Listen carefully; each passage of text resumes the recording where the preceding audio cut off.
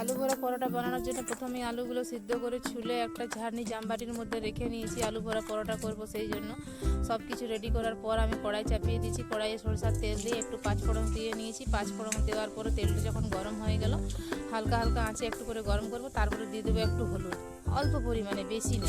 তারপরে দিয়ে দেবো আলুগুলো, হলুদ দিয়ে একটু আলুটা ভাজবো।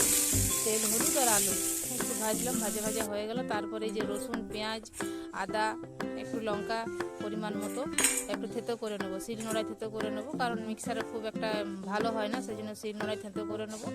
শিলনোড়াতে থেতো করলে খুব ভালো হয়। তারপর আমি থেতো করে নিলাম। থেতো করা হয়ে গেল। তারপর কড়াই চাপিয়ে নিয়ে সরষের তেল দিয়ে দিলাম। সরষের তেল দিয়ে নিয়ে একটু আঁচটা বাড়িয়ে দিলাম। গরম হয়ে গেল। এরপর আসলে আমি মশলাটা ভাজবো, সেই জন্য আঁচটা একটু বেশি চাই। তারপর আমি মশলাটা দিয়ে দিলাম।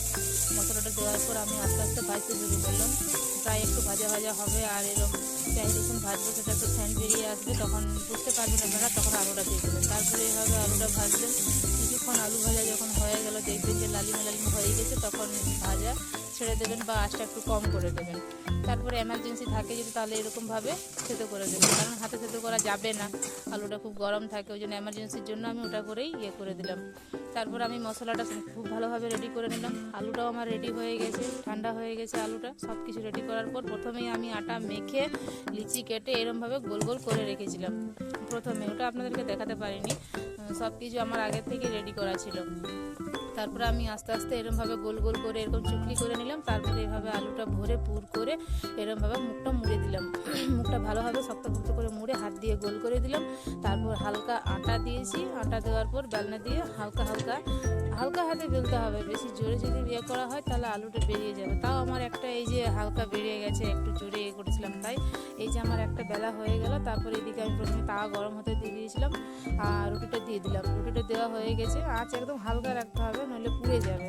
তারপর একটা দুটো করে মোটামুটি আমার সব কিছুই বেলা হয়ে গেল। প্রথমে একটা হয়েছে, এই যে হয়েছে আরেকটা, এরমভাবে মোটামুটি আমার সবই বেলা হয়ে গেছে। তারপরে এইদিকে আমি প্রথমে একটা দুটো করে সবগুলোই সেঁকে নিলাম। 3-4টে দিলে ভালোভাবে হয় না, ওই জন্য একটা দুটো করেই সেঁকছি। আর এটা সরষের তেল নয়, সাদা তেল দিয়ে করতে হবে, কারণ সরষের তেল দিলে খুব একটা ভালো পরোটাটা ভাজা হয় না, ওই জন্য সাদা তেল দিয়েই আমি সব কিছু সেঁকে নিলাম। আস্তে আস্তে মোটামুটি আমার সবগুলোই সেঁকা হয়ে গেছে। আস্তে আস্তে আমার এই যে সব রেডি, আলু ভরা পরোটা রেডি হয়ে গেছে। মেয়ের জন্য সাজিয়ে দিলাম, কারণ মেয়ের জন্য টিফিনটা করেছিলাম সকালবেলাতে, কারণ মেয়ে বলেছিল আলু ভরা পরোটা খাবে, সেই জন্য মেয়ের জন্য থালা সাজিয়ে দিলাম, মেয়ের টিফিন সাজিয়ে দিলাম, সব কিছু রেডি করে দিলাম। সব কিছু রেডি হয়ে গেল, আপনারাও দেখলেন। এরপর বলুন যে কেমন লাগলো, কি হলো, কমেন্ট করুন, আর অবশ্যই সাবস্ক্রাইব করুন, আর বাড়িতে অবশ্যই বানাবেন, বানিয়ে নিয়ে কমেন্ট করে বলবেন যে কেমন হয়েছে না হয়েছে। টাটা।